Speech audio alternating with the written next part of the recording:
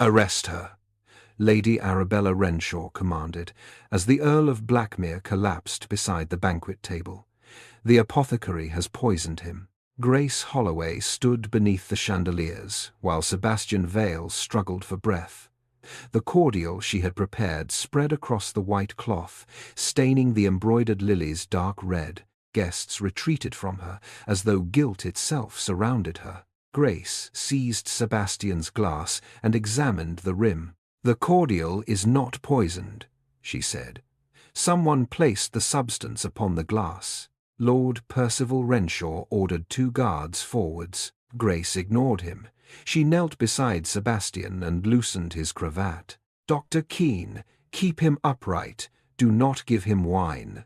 The physician hesitated. "Now," Grace said. As the guards searched her bag, an old leather ledger fell open upon the floor. Sebastian's failing gaze settled on one page. Beside the name Margaret Holloway stood several notes written in his late father's hand. The woman accused of killing him might possess proof that his future marriage had been built upon theft. "Before we continue, tell us whether you would have trusted her instructions."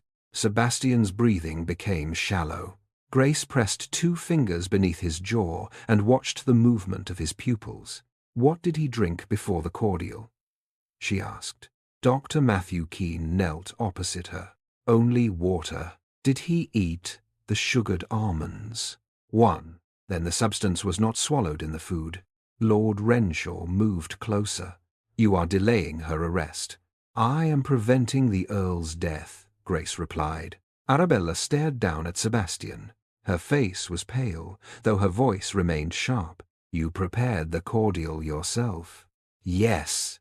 "You carried it into this house." "Yes."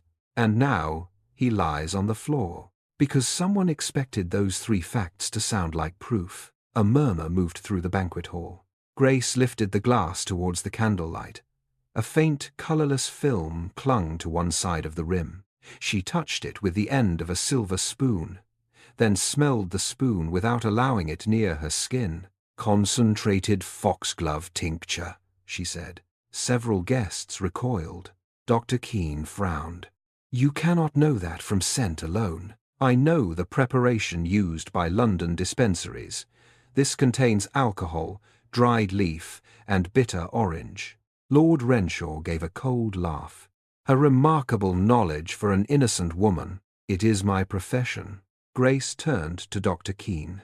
"Send for powdered charcoal, warm water, and the small vial marked hartshorn in my case." One of the guards had already opened the case. Inside lay bandages, dried herbs, measuring spoons, and 3 brown bottles. Arabella pointed towards them.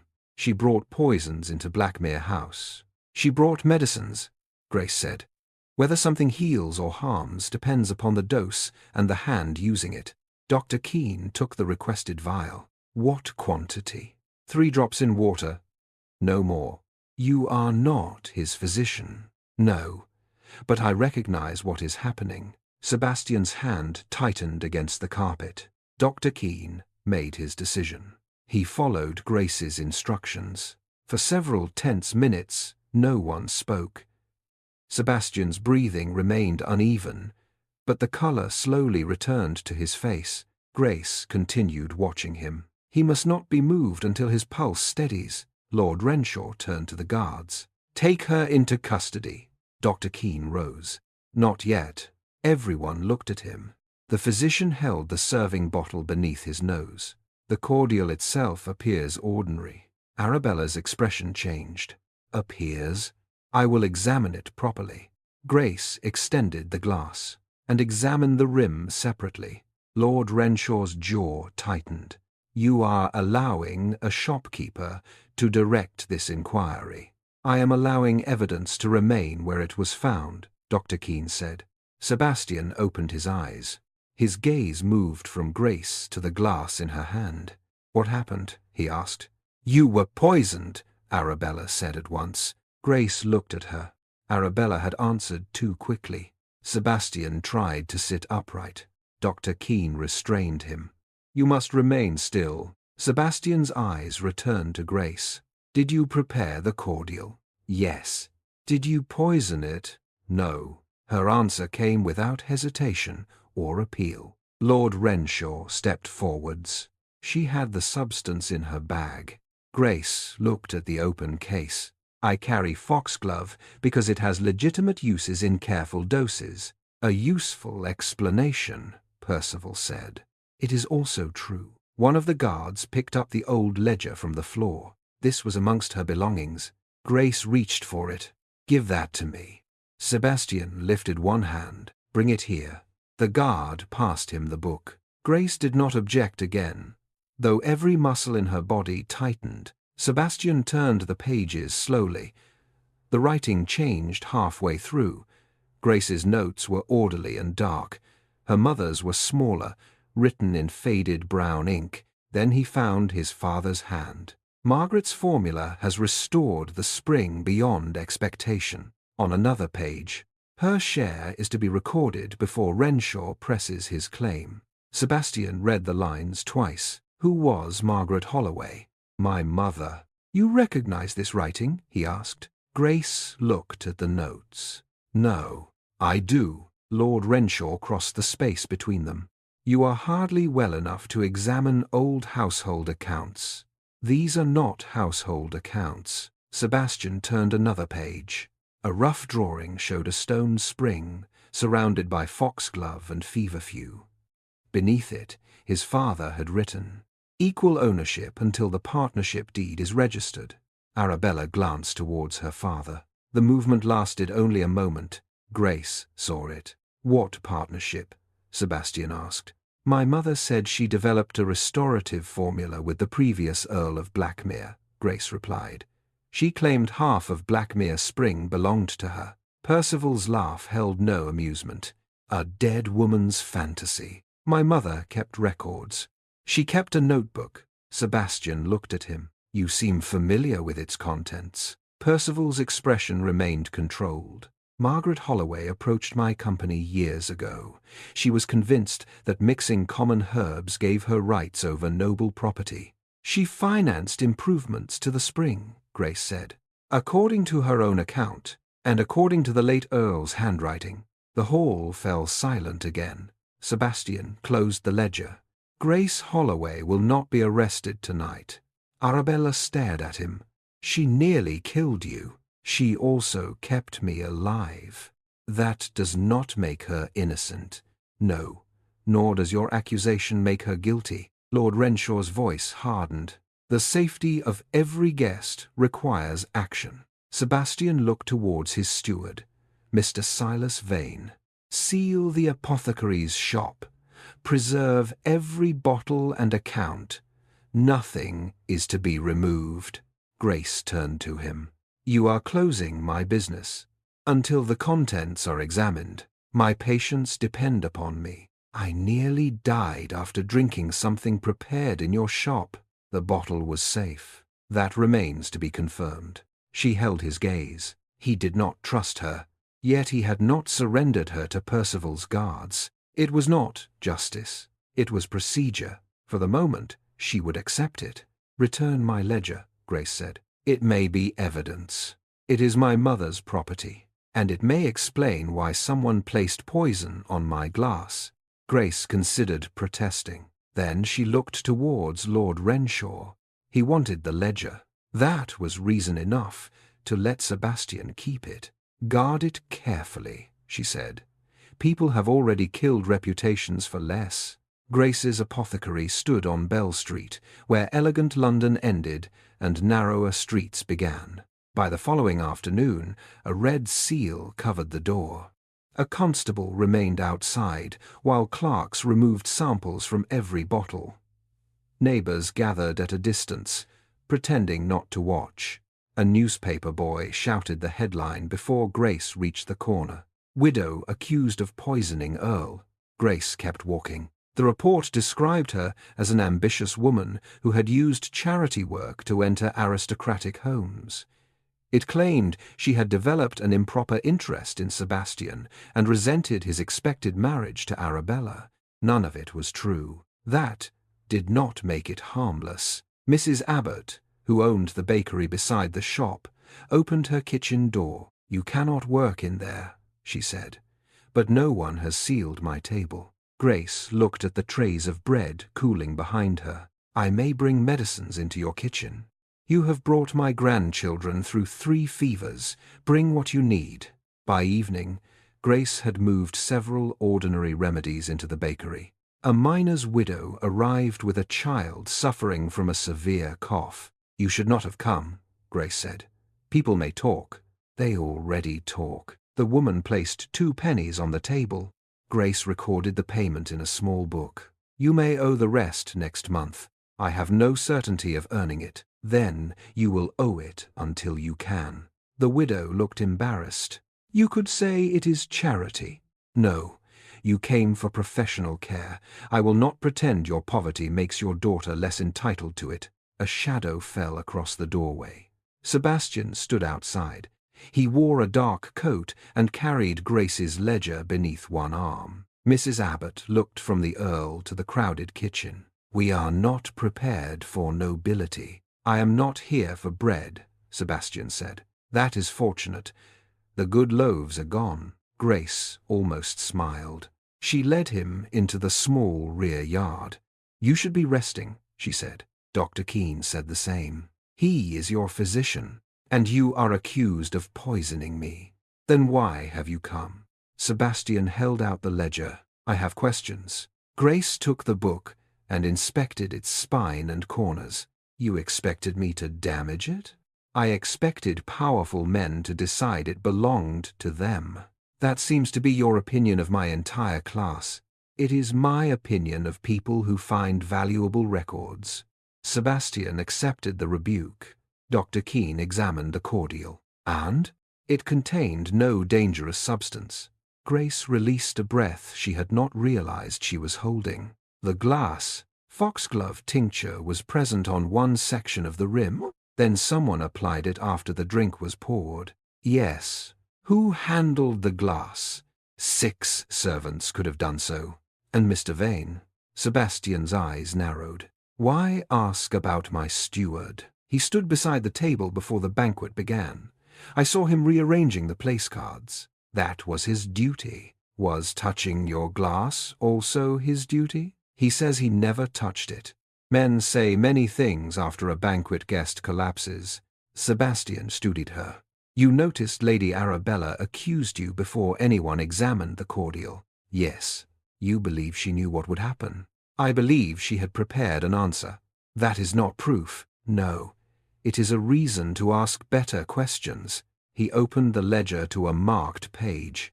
"My father wrote that your mother owned half of Blackmere Spring."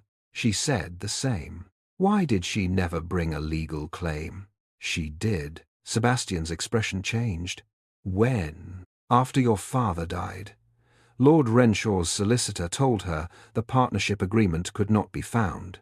"Did she possess a copy?" "She believed one existed." "Where?" "She never told me." Grace turned several pages. Small herb symbols appeared beside selected entries. She had seen them since childhood but never understood their purpose. "She became ill soon afterwards," Grace continued. "By the time I was 20, she could barely leave her room. And the formula? She taught it to me." "Do you still prepare it?" "Yes." "Is it the cordial served at the banquet?" "A weaker version." Sebastian looked towards the bakery kitchen, where Grace's patients waited. "Why sell it in this district?" "Because people here become ill as readily as people in Blackmere House. You could earn more elsewhere." "I earn enough. Your shop roof leaks. The landlord will repair it when shame develops into a building material." Sebastian's mouth almost moved. Almost. He closed the ledger. "My estate needs the spring." Grace's expression hardened. "Your estate possesses half of it, according to an unsigned note. According to your father." "My father's habits were not always legally precise." "Convenient." "It is not convenient. It is the difficulty before us." He told her about the villages surrounding Blackmere. Poor harvests and illness had damaged rents. The spring supplied medicinal water to an expanding company controlled by the Renshaws. Marriage to Arabella would settle several debts and give Blackmere full access to the spring's profits. You need her money, Grace said. I need the estate to survive. And Lord Renshaw needs you to stop asking who owns the spring. Sebastian looked towards the sealed apothecary. You believe the poisoning was connected to the ledger. I believe someone wanted me publicly ruined before I could present it. You had never shown it to anyone. My mother showed it to Lord Renshaw's solicitor years ago. Arthur Lyle? Yes. Sebastian turned back to her. Why bring the ledger to the banquet? I was asked to prepare the cordial from my mother's original instructions. I carry her book whenever I make it outside my shop. Who requested the cordial? Lady Arabella. Neither spoke for several seconds. Do you have the written request? He asked. Grace entered the bakery and returned with a folded note. Arabella's seal remained intact at the bottom. Sebastian read it. The Earl has suffered from fatigue. Prepare the restorative cordial recorded in your mother's ledger and bring the book should any question arise. Grace watched his expression change. She knew about the ledger, Sebastian said. Yes. She wanted it brought into Blackmere House. Yes. Sebastian folded the note carefully. Why did you attend? Because I believed an earl's household could pay its account. That is unflattering. It is accurate. A carriage stopped near the bakery. Dr. Keene stepped down carrying a small wooden case. He joined them in the yard. I examined every bottle taken from Mrs. Holloway's shop, he said. The foxglove tincture matches the substance found on the glass. Sebastian's gaze returned to Grace. Dr. Keene continued before either could speak. It also matches tincture sold by 6 other apothecaries in London. There is no feature unique to her preparation. Grace nodded. That will not interest the newspapers. Perhaps this will, Dr. Keene said. He removed a folded list. One of the banquet footmen remembers Mr. Vane moving the Earl's glass after the cordial was poured. Sebastian took the statement. Why did the footman not say so last night? Mr. Vane dismissed him before dawn. Grace looked at Sebastian. Still only a reason to ask better questions. His expression became cold. No, this time it was a reason to investigate his own household. Mr. Silas Vane received Sebastian in the Blackmere study that evening. Grace and Dr. Keene remained present at Sebastian's insistence. Vane was a capable man of 45, neatly dressed and visibly tired. Estate ledgers covered the desk behind him. You dismissed Thomas Ward, Sebastian said. The boy was careless. He says you touched my glass. He is mistaken. He says you moved it after the cordial was poured. Vane's face remained still. The place setting was misaligned. Grace stepped forwards. Did you touch the rim? No. Did you wear gloves? Vane glanced at her. I do not answer to an apothecary. You answer to the man whose glass you handled. Sebastian looked at his steward. Answer her. Vane's jaw tightened. I wore gloves whilst arranging the table. Where are they? Grace asked. I do not know. Servants' gloves are usually cleaned and returned. They may have been discarded. Why? I cannot account for every piece of cloth in Blackmere House. Grace watched his hands. His right thumb moved repeatedly against the side of his forefinger. Fear, not indignation. Sebastian saw it as well. Open the estate accounts, he said. Vane's expression changed. For what purpose? Every payment connected to the medicinal spring during the last year. That could take days. Begin now. Vane went to the cabinet. The key shook once before entering the lock. Inside, the ledgers appeared orderly, too orderly. Grace opened her mother's book and compared the old records with the modern entries. Tiny herb symbols marked several pages, a sprig of rosemary beside an account number, feverfew beside another, foxglove beside a third. What do these marks mean? Sebastian asked. I do not know yet. Grace studied the sequence. Her mother had not used the symbols in the medicinal recipes, only beside financial entries. Rosemary, feverfew, foxglove. The initials formed R, F, and F. Not words. Shelves. Her mother's apothecary shelves had once been arranged by plant name. Rosemary was shelf 18, feverfew was shelf 6, foxglove was shelf 6 again. 1866. Was there an older dispensary at Blackmere? Grace asked. Sebastian looked at Vane. There was a small treatment room near the west courtyard. It has been closed for years, Vane said. Grace turned another page. The next symbols formed 3-12-4. They are shelf references, she said. My mother hid something in the dispensary. Vane moved towards the door. Sebastian stepped into his path. You appear eager to leave. I intended to summon a servant with the key. You are holding the master ring. Vane looked down. He had forgotten it remained in his hand. The abandoned dispensary smelled of dust, old wood, and dried lavender. Cabinets lined the walls. Most had been emptied after the former Earl's death. Grace used the numerical sequences to locate 3 shelves. The first contained nothing. Behind the second, she found a narrow opening. Inside lay several letters tied with grey ribbon. Sebastian recognized his father's seal. Grace opened the oldest letter. Margaret, the spring could not have been restored without your formula or your money. I have instructed Lyle to register the partnership in equal shares. A later letter referred to Lord Renshaw's objections. Another warned that Percival intended to absorb the spring into his company through marriage or debt. Sebastian read the final page. My father knew. Grace met his gaze. He also promised to act, and failed. She did not soften the truth. Yes. Vane stood near the doorway. His face had lost all color. Sebastian turned to him. You knew these letters were here. No. You tried to prevent us from finding them. I feared damaged records might be misunderstood. Grace examined the empty space behind the third shelf. Dust marked the outline of a larger packet. The partnership agreement was stored here. Sebastian looked at Vane. Where is it? I have never seen it. A lie. Grace could hear it in the speed of his answer. Before Sebastian could question him further, a servant hurried into the room. Your lordship, Lord Renshaw has arrived. Percival entered moments later with Arabella beside him. Neither appeared surprised to find the dispensary open. Percival looked at the letters in Grace's hands.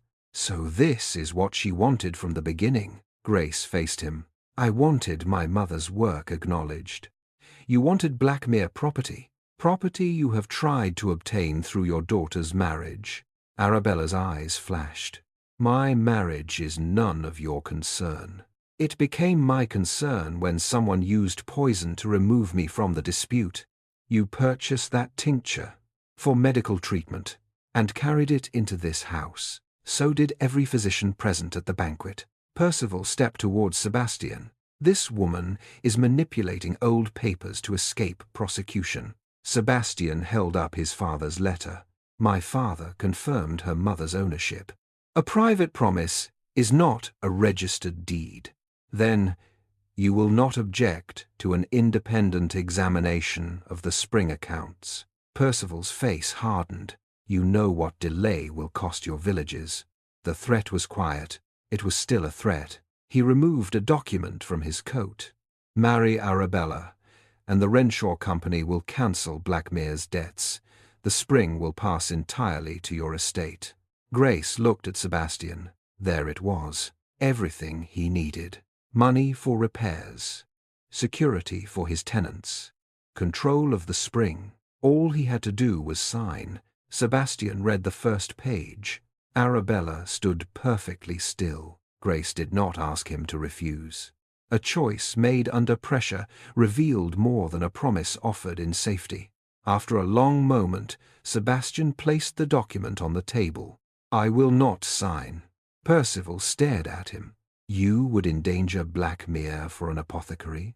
I would endanger convenience before accepting property that may have been stolen. The partnership has not been proved. Then neither has your ownership. Arabella's composure broke. You are rejecting me because of her. Sebastian looked at Grace. then back at Arabella. "No, I am rejecting an arrangement that requires me not to ask who poisoned my glass." Percival's expression turned cold. "You will regret this." "Possibly." Sebastian folded the marriage document and returned it. "But regret will not make theft lawful." Percival left without another word. Arabella followed, though she paused beside Grace. "My father will destroy you before he surrenders the spring." Grace held her gaze. Then he should have ensured the truth existed in only one place. Later that night, Grace returned to the ledger. The herb symbols continued beyond the dispensary references. One sequence appeared repeatedly beside the words "false bottom." Grace understood at last. The letters had never been the final evidence.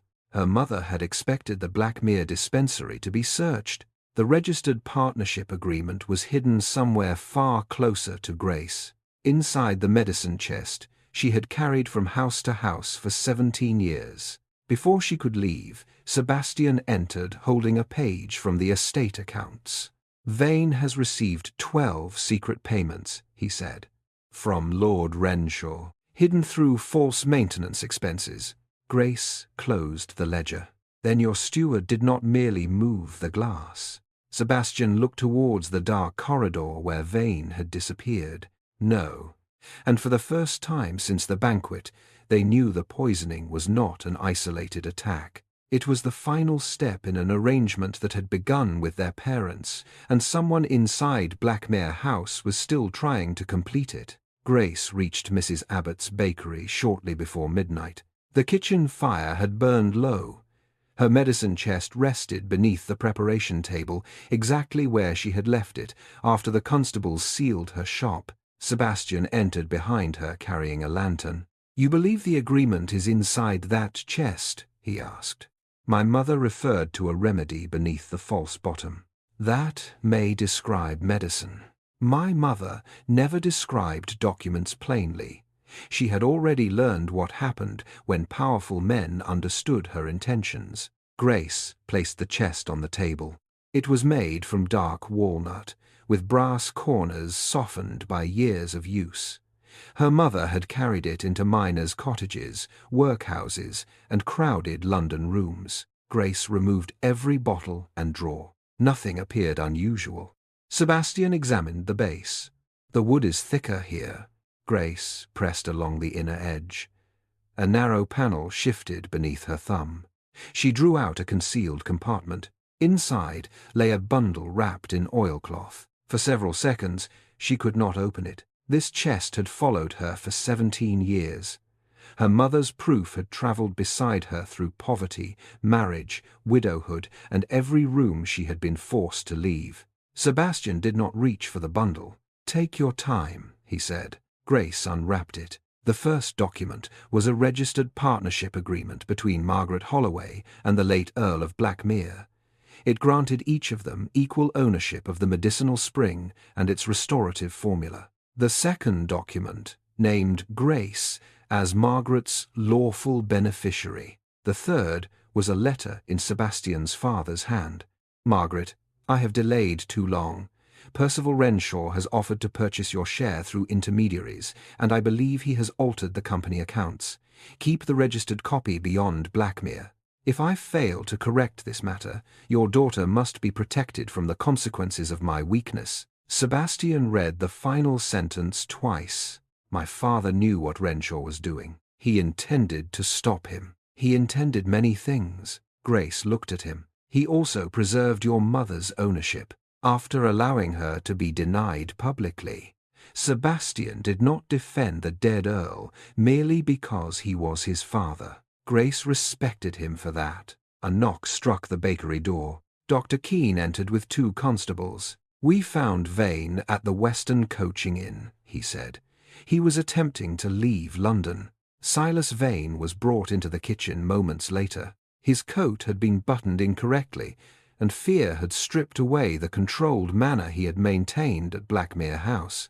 Sebastian placed the false maintenance records on the table. 12 payments from companies controlled by Lord Renshaw. Vane looked at the floor. "Your debts?" Sebastian asked. My brothers, that is not an answer. He borrowed against my name. Renshaw purchased the debt, and ordered you to alter the spring accounts. Yes. Did you remove the partnership agreement from the dispensary? Vane hesitated. Sebastian's voice became colder. Did you? Yes. Where is it? I gave it to Lord Renshaw. Grace laid the registered copy beside the account records. You failed to remove every version. Varney stared at it. His shoulders lowered. The struggle had ended. Sebastian placed the banquet statement before him. Did you put foxglove tincture on my glass? Vane closed his eyes. Yes. Dr. Keene moved forwards. You understood the dose could kill him. Lord Renshaw said it would cause only a brief collapse. You believed him? Grace asked. I measured what he provided. You placed an unknown preparation upon a man's glass. Vane's shame turned briefly to anger. He owned my debt. He threatened my brother's family. So you offered him another life instead, Grace replied. Vane had no answer. Why blame me? She continued. Renshaw knew you carried foxglove. Lady Arabella had requested the cordial and instructed you to bring the ledger. Did she know you would poison the Earl? I do not know. Did she know I would be accused? Vane looked towards Sebastian. She was told to name Mrs. Holloway the moment your lordship fell. Sebastian's face hardened. Did you keep anything from the agreement? Vane reached into the lining of his coat. One constable stopped him, then removed a folded page. It was the notarized cover sheet from the missing partnership deed. I kept it in case Renshaw refused to release my debt, Vane said. Grace examined the seal. The cover page did not contain the partnership terms, but it confirmed that the original agreement had existed and had been registered. Combined with Margaret's copy, the evidence was complete. Sebastian looked at the constables. Place Mr. Vane in lawful custody.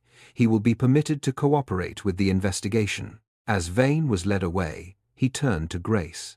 I did not intend to kill him. Grace's expression remained controlled. Intent does not remove what your hand accepted.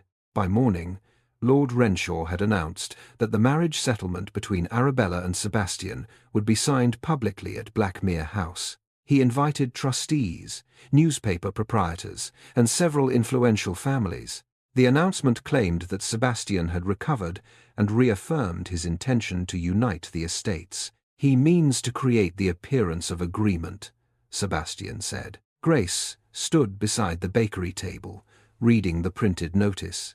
Then deny it. I shall. Before the signing? At the signing. She looked up.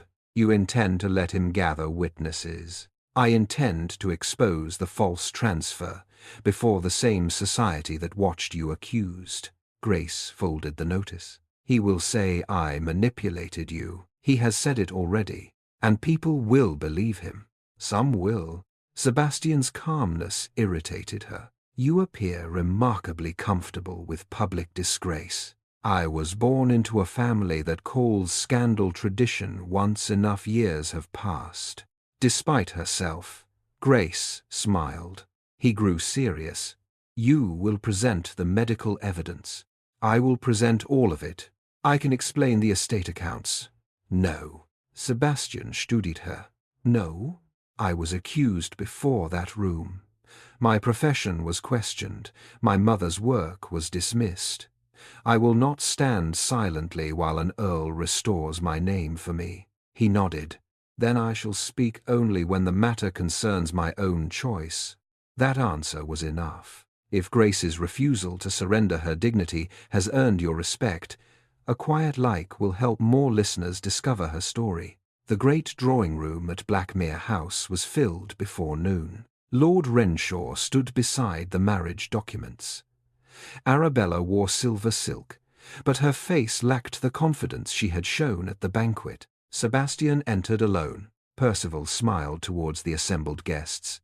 The Earl has wisely decided that private misunderstandings should not obstruct the future of two great families.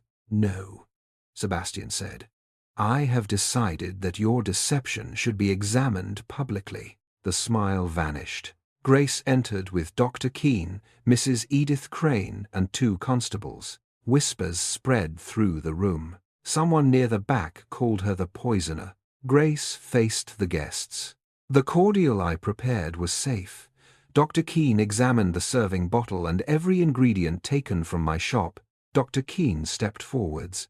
The harmful tincture was placed upon one section of the Earl's drinking glass after the cordial was poured. It did not come from Mrs. Holloway's bottle. Grace presented the footman's statement and Vane's confession. Percival waved them aside. Words purchased from frightened servants. The payments were yours, Sebastian said. He placed the false maintenance records upon the table. Each company named here is controlled by you. Percival looked towards Mr. Arthur Lyle. The solicitor did not move to assist him. Grace opened her mother's ledger. These entries record a partnership between Margaret Holloway and the late Earl of Blackmere. My mother developed the restorative formula and financed repairs to the medicinal spring. She displayed the letters found inside the abandoned dispensary. Then she placed the registered agreement beside them. Mr. Lyle examined the seal and compared it with Vane's notarized cover page. The registration is valid, he said. Margaret Holloway owned half of the spring and formula. And that share passed to me, Grace said, presenting the beneficiary document. The room fell silent. Percival turned towards the guests. This woman has constructed an elaborate performance to trap the Earl into marriage. Grace did not look at Sebastian. The Earl rejected the proposed marriage before I found the registered agreement. At that time, I remained publicly accused, professionally suspended, and uncertain whether I possessed any legal claim. Sebastian stepped beside the table. That statement is correct. I refused Lord Renshaw's offer before Mrs. Holloway's ownership was established. Percival's face reddened. You required the spring to save Blackmere. I required lawful income. You offered stolen property. Arabella finally spoke. Father told me Grace intended to poison Sebastian. Everyone turned towards her. Percival's expression became dangerous. Say nothing further. Arabella's hands trembled. He instructed me to accuse her the moment Sebastian collapsed. You believed Mrs. Holloway was guilty, Percival said quickly. I believed what you told me. Then you bear no responsibility. Arabella looked towards Grace. I saw Mr. Vane move the glass before the banquet. I asked Father why. He said it was necessary to expose a dangerous woman. Grace held her gaze, and you remained silent. Yes. Arabella's answer was barely audible. I wanted the marriage. I believed if I questioned him, I would lose everything promised to me. Percival seized the marriage papers. My daughter is distressed. She is finally speaking honestly, Sebastian said. Percival tore one page, but the constables moved before he could reach the evidence. He was informed that he would be questioned regarding conspiracy, fraud, and the deliberate administration of a dangerous substance. As he was escorted from the room, the guests who had once accepted his word stepped away from him. Grace felt no triumph, only release. The weight she had carried was not suddenly gone, but it no longer belonged to her name. Her professional license was restored within days. The newspapers that had described Grace as ambitious now praised her courage. She found their admiration no more reliable than their condemnation. She reopened the Bell Street Apothecary and placed her mother's name above the door. Holloway and daughter, apothecaries. Under the partnership agreement, Grace received half of the accumulated spring profits. She could have sold her share for a substantial fortune. Instead, she created the Holloway Medical Trust. The spring supplied affordable restorative medicine to hospitals, village physicians, and poor families. Grace retained control of the formula and appointed independent trustees to protect it from either noble family. Sebastian sold his hunting lodge and 2 unused London properties. The money repaired the Blackmere wells, drainage channels, and tenant cottages. You could have used the spring profits, Grace said when she learned what he had done. They are not mine. Half of them belong to your estate. Half, he replied. Not all. Blackmere's failures should not be repaired with the portion stolen from your mother. Their trust developed through months of work. Sebastian visited the dispensary without ceremony. Grace traveled to Blackmere to supervise the preparation of medicines for estate families. They disagreed often. Neither mistook disagreement for disrespect. Arabella left her father's house and moved in with an aunt. Grace did not offer friendship, but she confirmed that Arabella had assisted the inquiry. It was not forgiveness. It was accuracy. 6 months after the banquet, Grace opened a larger charitable dispensary near Blackmere village. After the final patient had left on the first evening, she found Sebastian waiting beside the medicine shelves. "You have been standing there for 10 minutes, she said. "I was advised not to interrupt an apothecary at work." Sensible advice. "I have another question. If it concerns dosage, ask Dr. Keene." "It concerns marriage." Grace set down the bottle in her hand. Sebastian did not kneel. He did not produce an audience or speak as though his title were an offer in itself. "I will not ask you to close this dispensary," he said. "I will not ask for control of your trust or formula. I ask only whether you would permit me to share the life you have already chosen." Grace studied him. "And when society objects to a countess measuring medicines? Society objected to you when you were saving my life. Its judgment appears unreliable." She almost laughed. "The shop remains open." "Yes. My patients will still come before dinners and balls. I have survived one banquet without complaint." "Barely." His expression softened. "Grace Holloway, will you marry me?" She placed her hand in his. "Yes." 1 year later, Grace attended the Blackmere charity banquet as Countess of Blackmere. The same chandeliers shone above the same long table. Yet the first toast was not offered to an earl or a wealthy benefactor. It honored Margaret Holloway as the true creator of the restorative cordial. Grace remained director of the dispensary and worked there 3 days each week. Sebastian never asked her to become less capable so that he might appear more important. Their marriage did not rescue her from her profession. It gave her a companion who respected why she had chosen it. And when Grace lifted her glass that evening, no one accused her of hiding poison. They knew whose knowledge had filled it. Thank you for sharing this journey with us. Subscribe if you would like to hear another original story of love, honor, and hidden truth.